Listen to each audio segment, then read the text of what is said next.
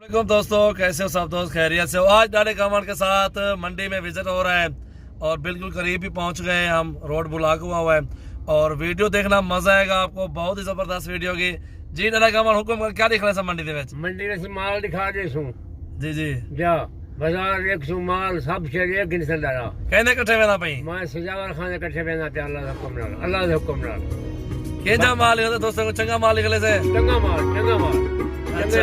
चंगे बकरे ले ले ना बच्चे क्या अच्छा क्या जी दोस्तों, जरूर वीडियो दिखाएं इंशाल्लाह, बहुत ही मजा आएगा आपको। दे बाबा पहला नंबर क्या है? पहला नंबर है पहला नंबर पहला नंबर कौन है? कौन पहला नंबर है? पहला नंबर मैं क्या पहला नंबर कौन है? पहला नंबर सजावर है ठीक है दोस्तों, पहला नंबर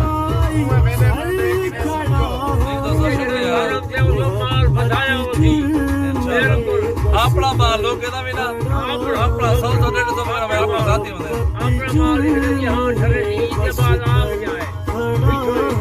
इंशाल्लाह पट्टा गिरना पकड़ेगा बिल्कुल सस्ते रेट के नाल जानवर बिल्कुल जबरदस्त 2000 घाट देसी भी देना के लग रहे हैं बिल्कुल नहीं में आते हैं सर। 2000 कम होता मेरा फीस, अब चेक कर ले रेट इंशाल्लाह।